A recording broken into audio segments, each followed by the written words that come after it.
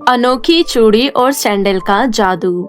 गार्गी नाम की एक लड़की अपने भैया भाभी के साथ रहती थी। वे लोग बहुत गरीब थे क्योंकि गार्गी के भैया राघव अपाहिज थे, जिसकी वजह से उसकी भाभी नैना नौकरानी का काम करती थी। नैना उतने पैसे भी नहीं कमा पाती थी जिससे उन्हें 2 वक्त का खाना मिल पाए। एक दिन राघव नैना से कहता है, नैना, तुम तो अच्छे से जानती हो कि मेरे अपाहिज होने के बाद हमारे घर के हालात कितने बुरे हो गए हैं, इसलिए मैंने कुछ सोचा है। क्या सोचा है आपने?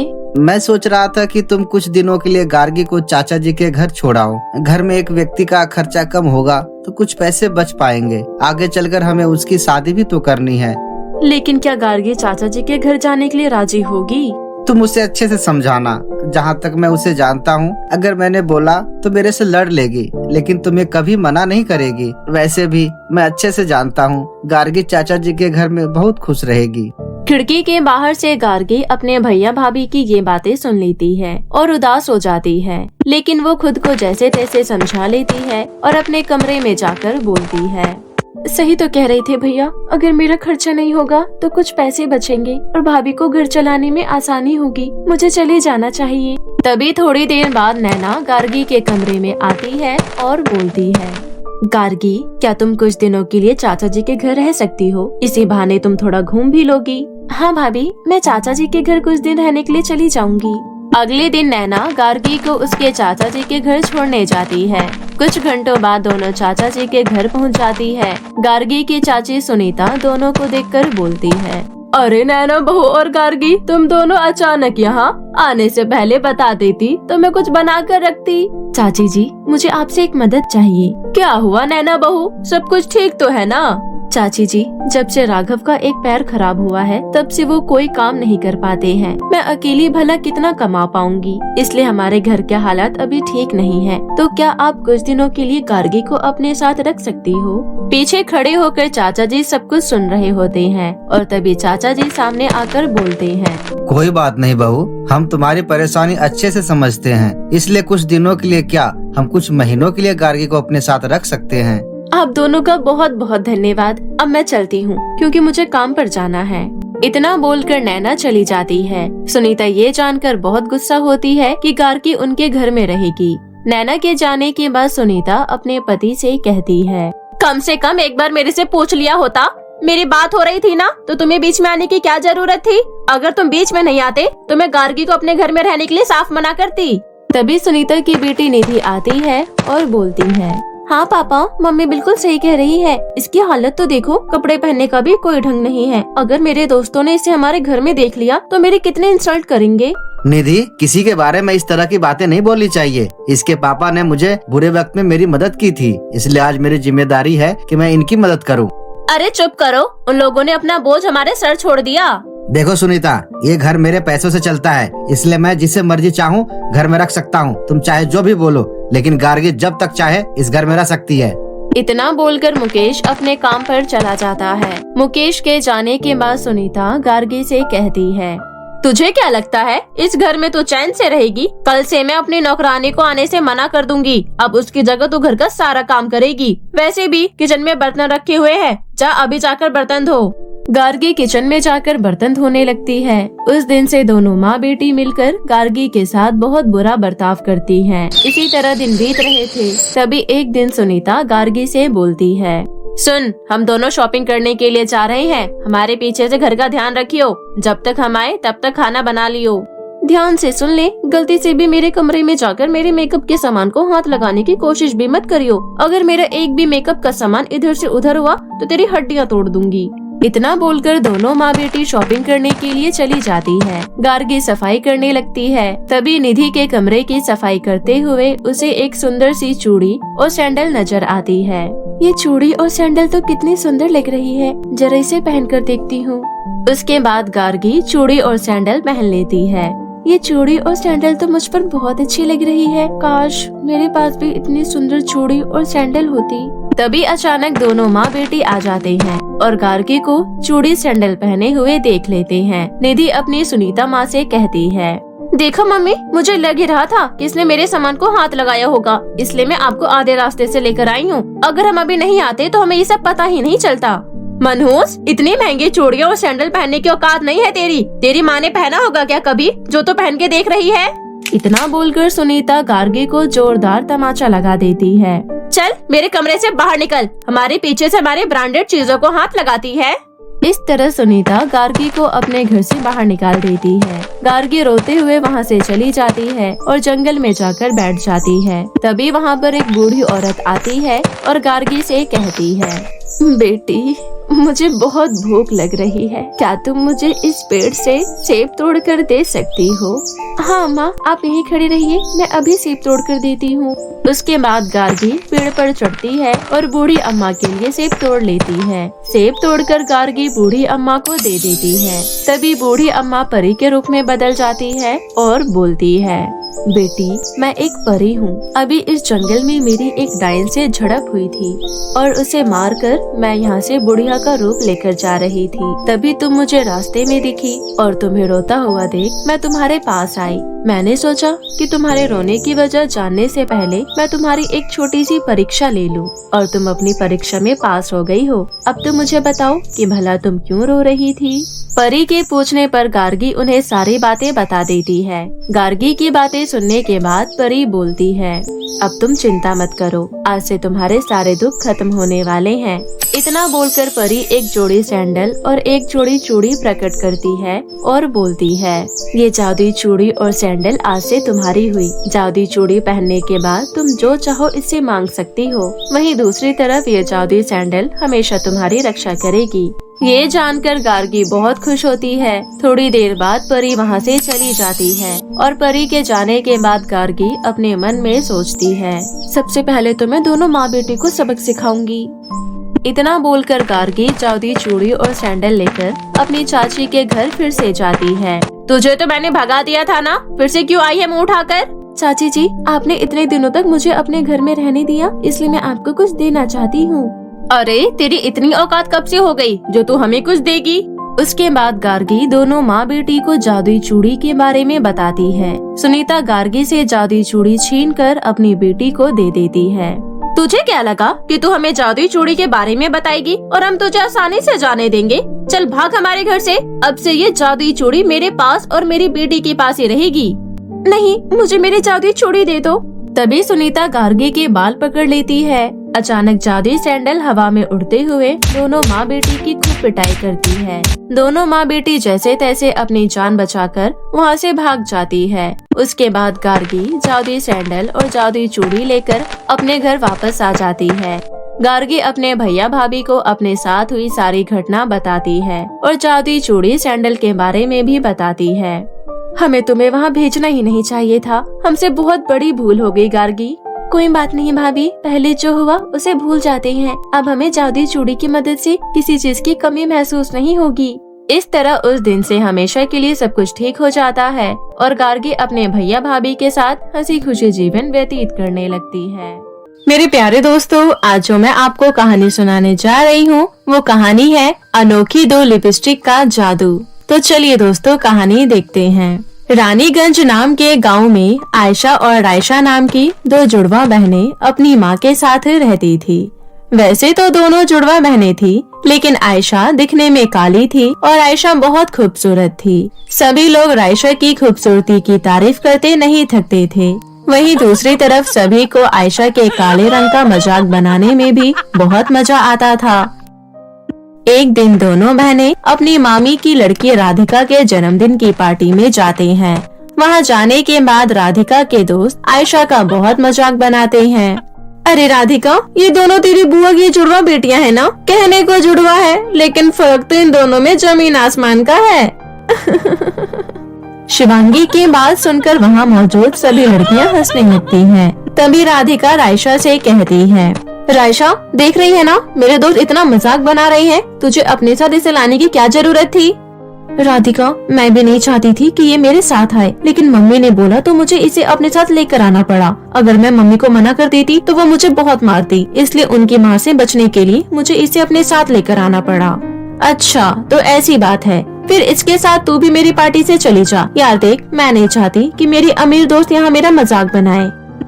उसके बाद रायशा और आयशा राधिका के जन्मदिन की पार्टी से आ जाते हैं। ये सब देखकर आयशा को बहुत गुस्सा आता है और वो गुस्से में अपनी मम्मी मीनू से कहती है, मम्मी अब चाहे आप मेरी कितनी भी पिटाई करो, लेकिन मैं इसे अपने साथ लेकर कहीं नहीं जाऊंगी। आज इसकी वजह से राधिका ने मुझे अपने जन्मदिन पार्टी से जाने को कहा और वहाँ आई सभी लड़कियों ने बहुत मजाक बनाया। मैं तो किसी को मुंह दिखाने लायक नहीं रही। अगर आप इसे मेरे साथ नहीं भेजती तो मेरी इतनी इंसल्ट नहीं होती। रायशा, मुझे तो तेरी इंसल्ट होती हुई कहीं नजर नहीं आ रही थी। पार्टी में आए सभी लोग तो तेरी खूबसूरती की तारीफ कर रहे थे। अगर किसी की इंसल्ट हो रही थी तो वो हूँ मैं। मेरा मजाक बना है, फिर भी मैं इतना नहीं बोल रही हूँ और तू बिना वजह इतना बोले जा रही है। पता नहीं लोगों को क्या हो गया है, खूबसूरती के अलावा उन्हें कुछ दिखता ही नहीं। हाँ काली बंदरिया, खूबसूरती सब कुछ होती है, समझी। सुंदर लोग ही सबको पसंद आते हैं, इसलिए तो किसी को पसंद नहीं आती।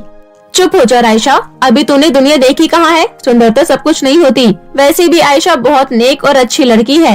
मैं तो कहती हूँ तुम्हें उससे कुछ सीखना चाहिए। जब मेरी सुंदरता ही लोगों को आकर्षित कर देती है तो मुझे कुछ सीखने की क्या जरूरत है। तू कभी कुछ नहीं समझेगी। चलो तुम दोनों यहीं बैठो, मैं अभी तुम्हारे लिए खाना लेकर आती हूँ। इतना बोलकर मीनू किचन में दोनों के लिए खाना लेने जाती है। इसी तरह समय बीत रहा था। तभी एक दिन मीनू के पास उसके जेठानी का फोन आता है। अरे मीनू, आज राजमहल में राजकुमारी के जन्मदिन की पार्टी है। तेरी दोनों बेटियां जा रही है ना? दीदी, मुझे तो ये पता ही नहीं था। अच्छा हुआ आपने मुझे बता दिया। मैं अभी जाकर दोनों को बताती हूँ। इतना बोलकर मीनू अपनी दोनों बेटियों के पास जाती है और बोलती है, सुनो तुम दोनों, आज शाम के लिए जल्दी से तैयार हो जाना। क्या है आज शाम को? राजमहल में राजकुमारी का जन्मदिन है, इसलिए उन्होंने गांव की सभी लड़कियों को बुलाया है। तुम दोनों भी अच्छे से तैयार होकर जाना। इतना बोलकर मीनू वहाँ से चली जाती है। उसके बाद दोनों बहनें शाम की पार्टी के लिए तैयार होने अपने कमरे में जाती है।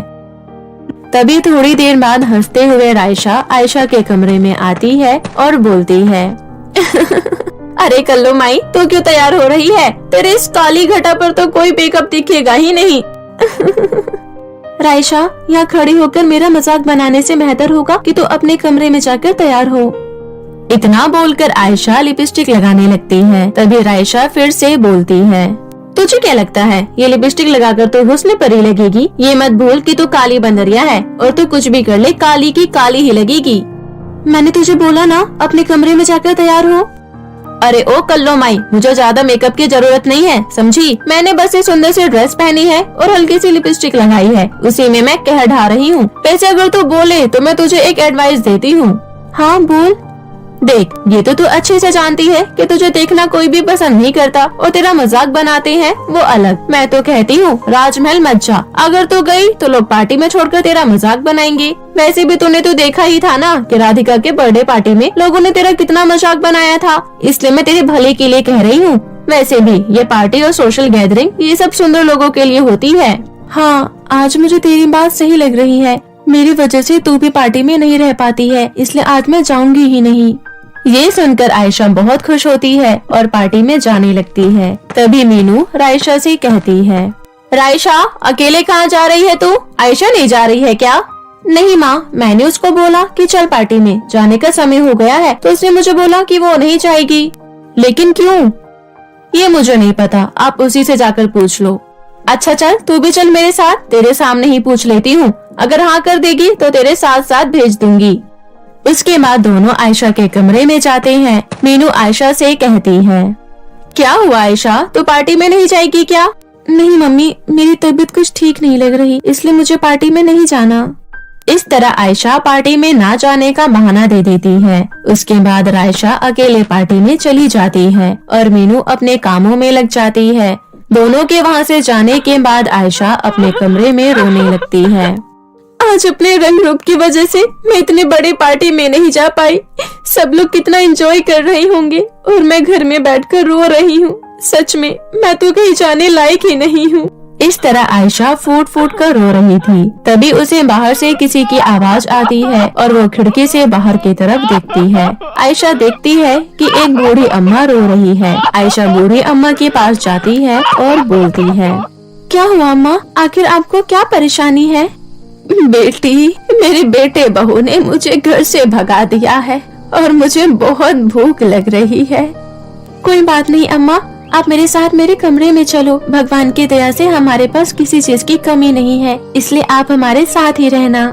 इतना बोलकर आयशा अम्मा को अपने साथ अपने कमरे में ले जाती है और उनके लिए खाना लेकर आती है। अम्मा खाना खा लेती है। अम्मा अब आप आराम करो। तभी अचानक बूढ़ी अम्मा परी बन जाती है और बोलती है, बेटी मैं तो बस यूं ही तुम्हारी परीक्षा लेने आई थी।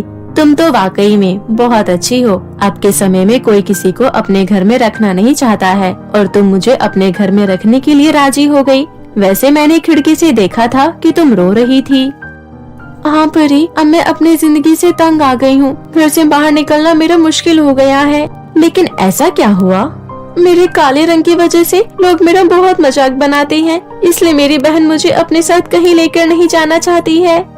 बस इतनी सी बात, और इस पर तुम इतना रो रही थी? तुम्हारी ये परेशानी मैं अभी दूर कर देती हूँ। इतना बोलकर परी वहाँ 2 अनोखी और जादू लिपस्टिक प्रकट कर देती है। बेटी तुम ये पहली वाली लिपस्टिक 2 बार लगाओ और ये दूसरी वाली लिपस्टिक 3 बार लगाओ, उसके बाद तुम इसका कमाल देखना। आयशा बिल्कुल वैसा ही करती है। उसके बाद कुछ ही पलों में आयशा राजकुमारियों की तरह खूबसूरत हो जाती है। अरे वाह, मैं तो बहुत खूबसूरत हो गई हूँ। अब मैं भी पार्टी और शादी में जा पाऊंगी और कोई मेरा मजाक भी नहीं बनाएगा। और मेरी मदद करने के लिए आपका बहुत बहुत धन्यवाद परी।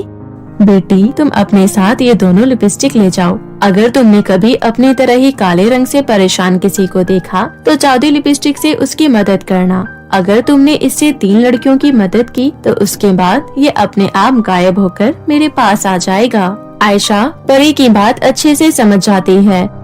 आयशा लिपस्टिक के बारे में अपनी बहन और माँ को बताती है। रायशा अपने मन में सोचती है, जब काली बंदरिया ये वाली लिपस्टिक लगाकर इतनी खूबसूरत हो सकती है, फिर मैं तो और भी ज्यादा खूबसूरत हो जाऊंगी। इतना बोलकर रायशा आयशा के कमरे में जाती है और जादू लिपस्टिक लेकर अपने कमरे में आ जाती है। उसके बाद रायशा जादू दोनों लिपस्टिक का इस्तेमाल करती है। तभी कुछ ही पलों बाद रायशा काली हो जाती है और उसके मुंह पर बड़े बड़े दाने आ जाते हैं। अपना ऐसा रूप देख रायशा रोने लग जाती है और उसे अपने किए पर बहुत पछतावा होता है। लेकिन अब कुछ नहीं हो सकता था और रायशा को इसी तरह अपनी पूरी जिंदगी बिताना था। आयशा कभी भी रायशा को अपने से दूर नहीं रखती थी और उसे अपने साथ हर जगह लेकर जाती थी। यहाँ तक कि कोई भी रायशा का मजाक बनाता था तो आयशा उसे मुंह तोड़ जवाब देती थी। इस तरह हमेशा के लिए सब कुछ ठीक हो जाता है और सभी हंसी खुशी रहने लगते हैं। किसी गांव में अनाया और अनायशा नाम की 2 सहेली रहा करती थी। अनाया के पिता एक मजदूर थे और अनायशा के पिता एक बहुत बड़े बिजनेसमैन थे। अनाया बहुत संस्कारी और समझदार थी, वहीं दूसरी तरफ अनायशा बहुत ही बिगड़ैल लड़की थी। अनाया पढ़ाई में बहुत अच्छी थी, इसलिए स्कॉलरशिप जीतकर उसे अनायशा के कॉलेज में ही एडमिशन मिल जाता है। ऐसे ही सब कुछ चल रहा होता है। तभी एक दिन अनायशा अनाया के घर जाती है और बोलती है, अरे यार, तू सारा दिन पढ़ती ही क्यों रहती है? चल पार्क से घूम कर आते हैं। तू यही रुक, मैं जल्दी से स्कूटी लेकर आती हूँ।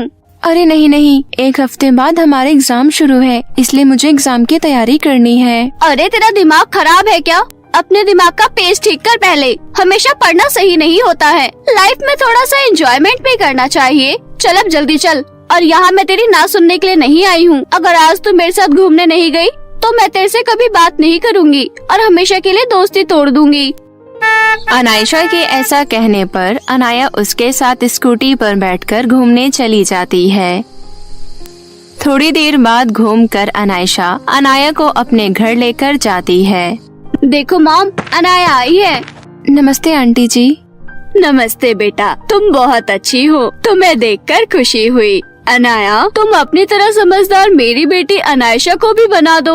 इसके पास थोड़ी सी भी अकल नहीं है, इसलिए इसको अच्छी अच्छी बातें सिखाया करो। इसी तरह सब में वहाँ बातें हो रही होती है और थोड़ी देर बाद अनाया अपने घर आ जाती है। ऐसे ही 1 हफ्ते बीत जाता है और दोनों का एग्जाम शुरू हो जाता है। अनाया बहुत अच्छे नंबर से पास होती है। वहीं दूसरी तरफ अनायशा फेल हो जाती है। जैसे ही अनायशा की मम्मी को उसके फेल होने की खबर मिलती है, वो उससे कहती है, तू फेल हो गई ना? वैसे मुझे तेरे से यही उम्मीद थी। पढ़ाई लिखाई से तो तेरा कोई मतलब ही नहीं है, सारा दिन आवारा की तरह घूमती रहती है। अरे अपनी दोस्त अनाया से ही सीख लिया कर कुछ, उसने तो कॉलेज में टॉप किया है। तू कम से कम पास तो हो जाती जैसे तैसे, लेकिन तेरे से तो वो भी नहीं हुआ। आप ये फालतू की बातें मुझे मत सुनाओ, आपने सही कहा, मुझे पढ़ाई लिखाई से कोई मतलब नहीं है, इसलिए अब मैं आगे की पढ़ाई नहीं करूँगी। इतना बोलकर अनायशा गुस्से से वहाँ से चली जाती है। अनायशा की मम्मी परेशान होते हुए सोचती है, हे भगवान, ये लड़की तो बिगड़ती ही जा रही है, इसका कुछ न कुछ तो करना ही होगा। इस तरह दिन बीत जाता है और अगले दिन सरिता के पैरों में बहुत जोर से दर्द हो रहा होता है, तो वो अनायशा से कहती है, अनायशा बेटी, मेरे पैर में बहुत जोर से दर्द हो रहा है, जरा तेल से मालिश कर दे। ओहो, कुछ भी मत बोलो, मेरे पास इतना टाइम नहीं है जो मैं आपके पैर में मालिश करूं। अब दवाई खा लो और सो जाओ। अनायशा की बात सुनकर सरिता को बहुत गुस्सा आता है। एक काम नहीं होता तुझसे, तेरे बाप ने तुझे कुछ ज्यादा ही सर पर चढ़ा रखा है। अरे अपनी दोस्त अनाया से एक बात भी सीख लेगी ना तो तेरी जिंदगी बदल जाएगी। पूरी तो सीखने के लिए भी नहीं बोल रही, क्योंकि पता है ना तू ठहरी जाहिल, तेरे दिमाग में कुछ घुसने से रहा। तभी वहाँ पर अनायशा के पापा आ जाते हैं। क्या हो रहा है यहाँ पर? इतना शोर क्यों है? ये सब आपकी वजह से हो रहा है। आपने इसे सर पर चढ़ा रखा है और अब इसे उतारना बहुत मुश्किल हो गया है। मैंने इसे अपने पैर में मालिश करने को कहा और इससे वो भी नहीं हुआ। पता नहीं क्या करेगी अपनी जिंदगी में। इसने तो ठान ही लिया है कि जहाँ जाएगी हमारी नाक कटवाएगी। इतना बोलकर सरिता वहाँ से चली जाती है। देखा ना पापा आपने, मम्मी हमेशा मेरे साथ ऐसा ही बिहेव करती हैं। नहीं अनायशा, अपनी मम्मी की बात का बुरा मत मानो। तुम्हारी मम्मी ने कुछ गलत नहीं कहा है। वो जो बोल रही है तुम्हारे अच्छे फ्यूचर के लिए ही तो बोल रही है। सच में अनाया बहुत अच्छी लड़की है, इसलिए तुम्हें उससे कुछ सीखना चाहिए। पता नहीं कब किसकी जरूरत पड़ जाए। ओहो बस, अब आप भी मम्मी की तरह शुरू हो गए। गुस्से में अनायशा वहाँ से अपने कमरे में चली जाती है। हर कोई बस अनाया अनाया करता रहता है, मुझे कुछ तो करना ही होगा। अब मुझे इस लड़की को इसकी असली औकात दिखानी ही होगी। ऐसे ही कुछ दिन बीत जाते हैं और अनायशा के लिए जतिन नाम के एक लड़के का रिश्ता आता है। जतिन एक बहुत बड़ा बिजनेसमैन था, लेकिन साथ ही वो दिखने में बहुत काला था। अनायशा जतिन के पैसे देखकर उसे शादी के लिए हाँ कर देती है। अनायशा अगले दिन दौड़ती हुई अनाया के पास जाती है और बोलती है, अनाया, मेरा एक बहुत बड़े बिजनेसमैन के साथ रिश्ता पक्का हो गया है। जितना मेरे पापा कमाते हैं उससे भी डबल जतिन कमाता है। अब तो मैं शादी के बाद भी ऐश करूँगी, ऐश। अरे वाह, ये तो बहुत अच्छी बात है। वैसे मुझे भी अभी थोड़ी देर पहले लड़के वाले देखने आए थे और मेरा भी रिश्ता पक्का हो गया है। मेरी जिससे शादी होने वाली है उसका नाम ऋषभ है और वो बहुत बड़ा डॉक्टर है। अच्छा, फिर तू अपने होने वाले पति से मुझे मिलवाएगी ना? हाँ हाँ, क्यों नहीं। ठीक है, फिर उसे पार्क लेकर आ जाइयो, मैं भी तुझे वहीं मिल जाऊंगी। देखते हैं किसका होने वाला लाइफ पार्टनर ज्यादा बेटर है। शाम को अनाया ऋषभ को अनायशा से मिलवाने लेकर आती है। ऋषभ को देखकर अनायशा दंग रह जाती है, क्योंकि ऋषभ दिखने में बहुत हैंडसम था। अरे ये तो दिखने में बहुत हैंडसम है, साथ ही पैसे वाला भी है। वही मेरा होने वाला पति तो काला है। उसके बाद तीनों आपस में थोड़ी बहुत बातें करते हैं और थोड़ी देर बाद ऋषभ वहाँ से चला जाता है। ऋषभ के जाने के बाद अनायशा कहती है, सुन अनाया, जो भी हो लेकिन मेरा होने वाला पति ज्यादा अमीर होगा। तू मेरी बराबरी कभी नहीं कर सकती है। ये कैसी बातें कर रही है तू भला? मैं तेरे से बराबरी क्यों करना चाहूँगी? तू मेरी दोस्त है और तेरी खुशी में ही मेरी खुशी है। अनायशा को अनाया की कोई भी बात समझ नहीं आती है और वो गुस्से से वहाँ से चली जाती है। अपने कमरे में जाकर अनायशा सोचती है, अनाया आजकल बहुत चहक रही है और मुझसे इसकी खुशी देखी नहीं जा रही है। कुछ ना कुछ तो करना ही होगा इसका। ऐसे ही 15 दिन बीत जाते हैं। और अनायशा की शादी जतिन के साथ हो जाती है। एक हफ्ते बाद अनाया की शादी भी होने वाली होती है। अनाया, मेरी शादी तो आज हो गई, लेकिन मैं तेरी शादी में जरूर आऊंगी। वैसे एक बात तो बता, तू अपनी शादी में क्या पहनने वाली है? तेरे पापा ने तो अभी तक तेरे लिए लहंगा भी नहीं खरीदा है। अरे हाँ, ये तो मैंने तुझे बताया ही नहीं। मेरे पापा ने अभी तक लहंगा इसलिए नहीं खरीदा है क्योंकि मैंने उन्हें मना किया है। मैंने सोचा है कि मैं अपनी शादी का लहंगा खुद तैयार करूँ।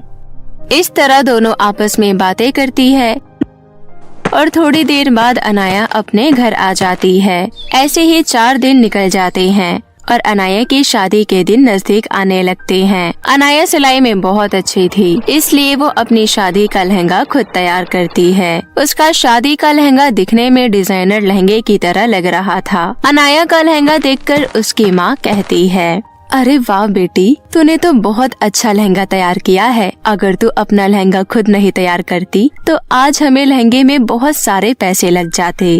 इस तरह सब बहुत खुश होते हैं। ऐसे ही 2 दिन निकल जाते हैं और शादी का दिन भी आ जाता है। अनायशा अनाया के घर जाती है और बोलती है, देख अनाया, मैं सबसे पहले आई हूँ तेरी शादी में। अभी तक तो कोई नहीं आया है। अच्छा चल, अब मुझे अपनी शादी का लहंगा दिखा। अनाया अपनी शादी का लहंगा लेकर आती है। अनायशा अनाया की शादी का लहंगा देखकर चौंक जाती है क्योंकि वो दिखने में बहुत खूबसूरत था। तभी अनाया किसी काम से वहाँ से जाती है और अनायशा मौका देखकर उसके लहंगे को कैंची से काट देती है और वहाँ से चली जाती है। अनाया जब अपने लहंगे को देखती है तो वो बहुत रोती है। उसकी रोने की आवाज सुनकर उसके मम्मी पापा भी वहाँ आते हैं। हे भगवान, किसने लहंगे का ये हाल किया? आज तो शादी है, अब एकदम से नया लहंगा कहाँ से लाए? अनाया रोते हुए वहाँ से चली जाती है और अपने गांव के एक तालाब के पास जाकर बैठ जाती है। तभी तालाब में से आवाज आती है, बेटी तुम रो क्यों रही हो? अरे ये आवाज तालाब में से आ रही है क्या? लेकिन तालाब कैसे बोल सकता है? हाँ, ये आवाज तालाब में से ही आ रही है। आज पूर्णिमा है, इसलिए आज के दिन मैं किसी एक अच्छे इंसान की मदद कर सकता हूँ। तुम बताओ तुम्हारे साथ क्या हुआ? अनाया तालाब को सारी बात बताती है। उसके बाद तालाब अनाया के सामने एक सुंदर सा लहंगा प्रकट कर देता है। ये लो बेटी, जादुई लहंगा। तुम आज इसे अपनी शादी में पहन लेना और ये तुम्हारी हमेशा मदद करेगी। अनाया बहुत खुश होती है और तालाब को धन्यवाद करती है। उसके बाद वो लहंगा लेकर अपने घर आ जाती है। घर जाकर अनाया लहंगा पहनती है। अनायशा फिर से अनाया को इतने सुंदर लहंगे में देखकर बुरी तरह से चिढ़ जाती है। अरे तू इतना सुंदर लहंगा कहाँ से लाई है? तेरे लहंगे को तो मैंने कैंची से काट दिया था ना। चालबाज, गद्दार, धोखेबाज दोस्त, ऐसे दोस्त तो भगवान दुनिया में किसी को ना दे। चल निकल यहाँ से, मेरी नजरों के सामने से हमेशा के लिए दूर हो जा। अब मुझे तेरी शक्ल कभी नहीं देखनी। अनायशा वहाँ से चली जाती है और अनाया की शादी हंसी खुशी ऋषभ के साथ हो जाती है। उस दिन के बाद से अनाया की जिंदगी खुशियों के फूलों से भर जाती है और वो हंसी खुशी अपना जीवन व्यतीत करने लगती है।